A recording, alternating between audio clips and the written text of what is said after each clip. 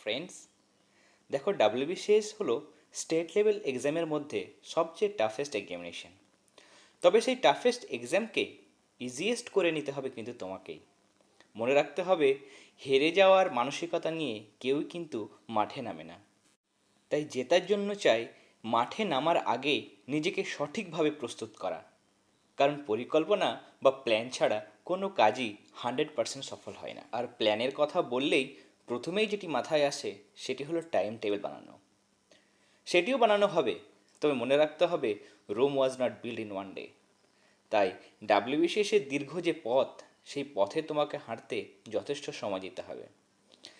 মানুষ হলো অভ্যাসের দাস।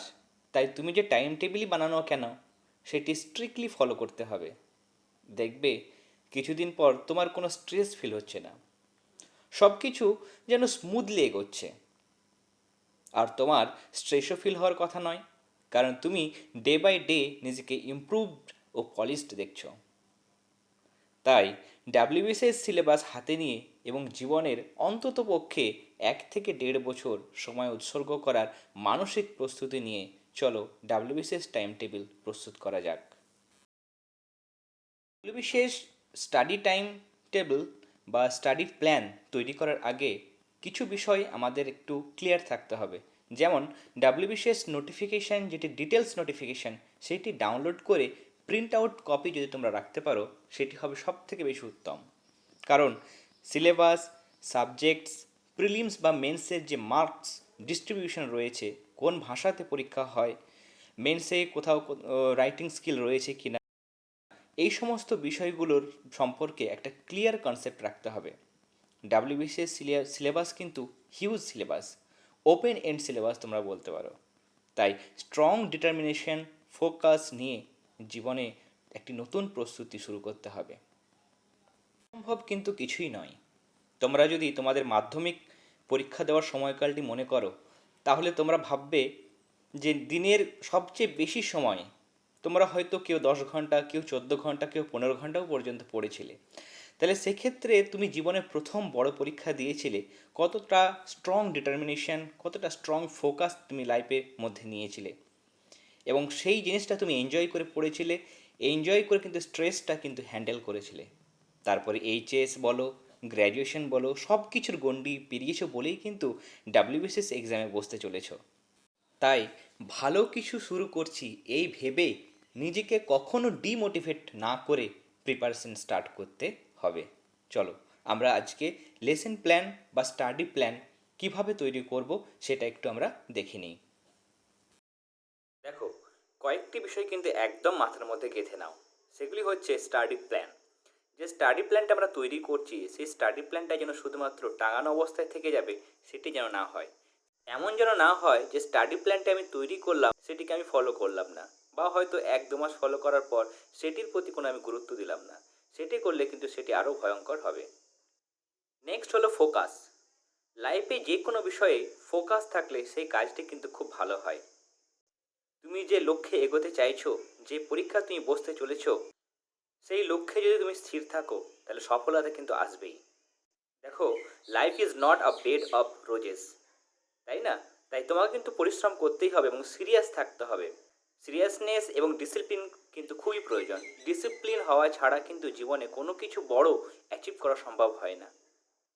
তুমি যে সাবজেক্টই পড়ছো না কেন, বা যে কোনো সাবজেক্টের কোনো টপিক পড়ছো, বা কোনো কারেন্ট অ্যাফেয়ার্স তুমি সেটি দেখছো, তাহলে সেই বিষয়ের প্রতি তোমার কিন্তু কনসেন্ট্রেশন দিতে হবে। কনসেন্ট্রেশন ছাড়া কিন্তু কোনো বিষয় সম্পূর্ণরূপে অধিগত করা সম্ভব হয় না। তুমি সারাদিনে যা কিছু পড়ছো, যা কিছু রিভাইজ করছো, সব ব্যাপারে তোমাকে কিন্তু ফুল কনসেন্ট্রেশন পে করতে হবে। তার সাথে সাথে তোমার পড়ার প্রতিটি বিষয়ে কিন্তু নোট মেকিং একটা খুব ইউজফুল ব্যাপার। নোট মেকিং করলে তোমার পড়াটা কিন্তু আরও ইজি হয়ে যায়। নেক্সট হচ্ছে তোমার পার্সিভারেন্স। দ্যাট মিন্স কোনো জেদ। আমি এই জিনিসটা করতে চাই, আমি এই পরীক্ষাটি ক্র্যাক করতেই চাই। এই ধারণাটা বা এই যে মনোভাব, সেটি যতক্ষণ না পর্যন্ত তুমি নিজের মনের মধ্যে আনতে পারবে, ততক্ষণ পর্যন্ত কিন্তু তুমি নিজেকে সঠিকভাবে সঠিক ট্র্যাকে কিন্তু এগিয়ে নিয়ে যেতে পারবে না। মনে রাখবে, জেদ যদি প্রবল হয় তাহলে সব কিন্তু অসাধ্য সাধন করা সম্ভব। দেখো, আমি যে টাইম টেবিল বা স্টাডি প্ল্যান তৈরি করেছি, সেখানে কিন্তু কোনো সাবজেক্টের মেনশন আমি করিনি। কারণ তোমাদের কার কোন সাবজেক্টটা স্ট্রং এবং কোন সাবজেক্টটা তোমার কোনো ডিফিকাল্টি বা প্রবলেম রয়েছে, কোন সাবজেক্টে তুমি ড্র্যাগিং ডাউন হচ্ছ, সেগুলো কিন্তু আমি কিন্তু জানি না। তাই তুমি ডিসাইড করবে কোন সাবজেক্টটা তুমি তোমার এফিসিয়েন্সি ভালো, কোন সাবজেক্টে তুমি কিছুটা উইক রয়েছো, কোন সাবজেক্টটা তোমার বেশি ইমপ্রুভমেন্ট প্রয়োজন। সেইভাবে কিন্তু তোমরা সাবজেক্টটা কিন্তু স্টাডি টাইমের মধ্যে পুট করবে। দেখো, এখানে যে আমি এগুলো করেছি, দেখো এগুলোতে টাইম মেনশন করিনি। তার কারণ হচ্ছে ওয়েক আপ, টি, কফি, এই যে লাইট এক্সারসাইজ বা যোগা বলো বা মেডিটেশন বলো বা জগিং, বিভিন্ন পার্সন কিন্তু কেউ কেউ রয়েছে এগুলো কেউ করে না, তাই না? ওয়েক আপ, টি, কফি, ফিজিক্যাল অ্যাক্টিভিটি এগুলো তো করতেই হয়। তবে এই সমস্তগুলো হয়তো অনেকে করে না। তাহলে সেক্ষেত্রে কিন্তু তাদের কিন্তু এই যে পোর্শনটা, এই পোর্শনটা তাদেরকে এই যে 6টা 15তে আমি বাথ টাইম দিয়েছি এখন গ্রীষ্মের সময়, তাহলে সেই জন্য তোমাদের এই যে টাইমটা কিন্তু আগের টাইমটা তোমরা অ্যাডজাস্ট করে নিতে হবে। আর কেউ যদি বেশি এক্সারসাইজ করে তাহলে সেক্ষেত্রে তোমাকে 5টা, অ্যাটলিস্ট 5টার সময় তোমাকে কিন্তু মর্নিংয়ে আর্লি রাইজ করতে হবে। নেক্সট দেখো, 6টা 15 তো তোমাকে বাথ টাইম করা হয়েছে। তারপর 7টার সময় আমি মাথায় রাখবো যে 7টা থেকে আমি কিন্তু ফার্স্ট যে বিষয়টি করব সেটা হচ্ছে কারেন্ট অ্যাফেয়ার্স বা নিউজ পেপার রিডিং। দিনের শুরুটা যেন কারেন্ট অ্যাফেয়ার্স বা নিউজ পেপার রিডিং দিয়েই কিন্তু হয়, তবেই তোমার দিনটা কিন্তু ফুলফিল হবে বা সম্পূর্ণ হবে।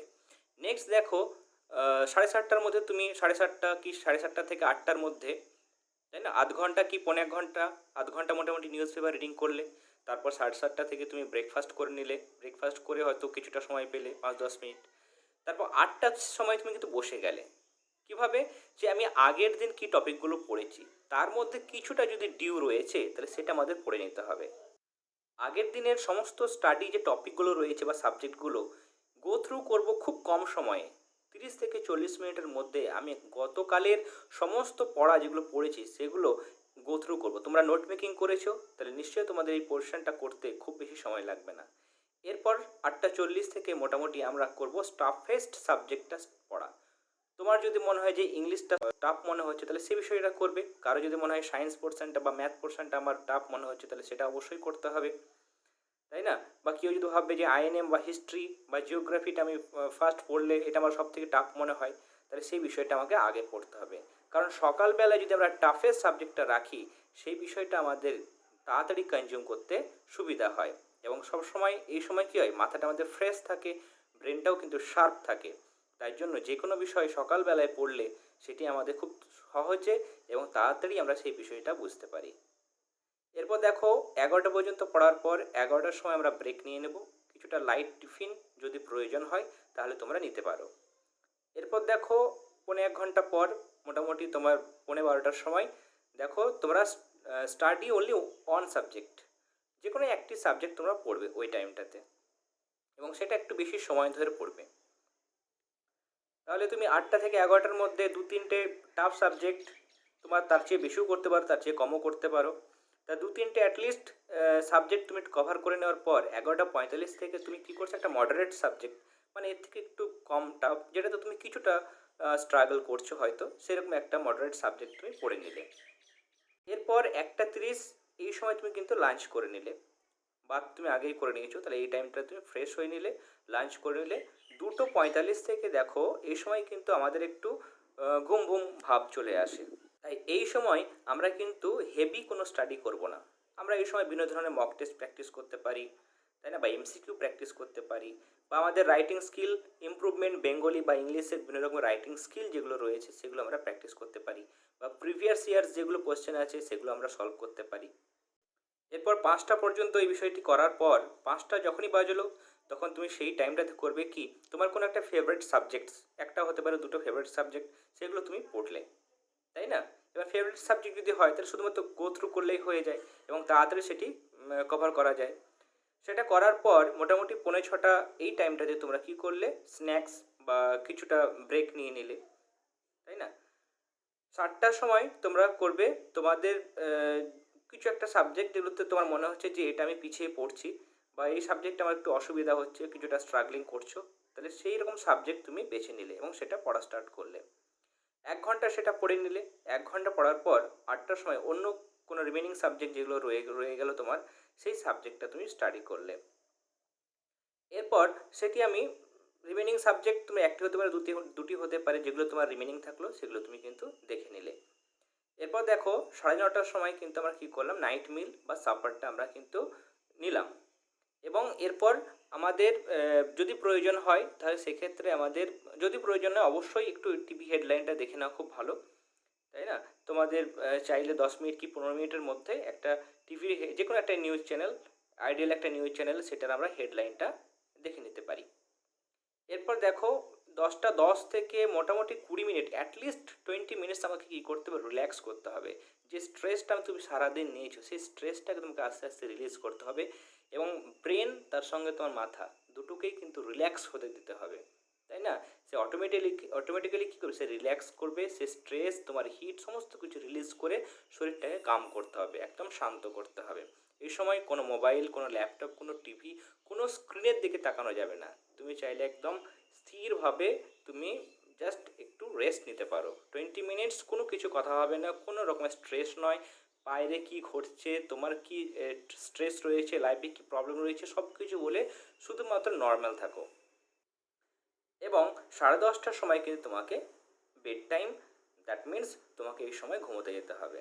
যেহেতু তুমি আর্লি মর্নিং রাইজ করছো, তাহলে এক্ষেত্রে 10:30টা এটা হচ্ছে তোমার ম্যাক্সিমাম টাইম। এই টাইমের মধ্যে তোমাকে কিন্তু বেড টাইম বা এই সময়ের মধ্যে তোমাকে কিন্তু ঘুমোতে যেতে হবে। তাই এগুলো আমি একটা আইডিয়াল একটা স্টাডি প্ল্যান তৈরি করার চেষ্টা করলাম। আশা করি তোমাদের সবারই ভালো লাগবে।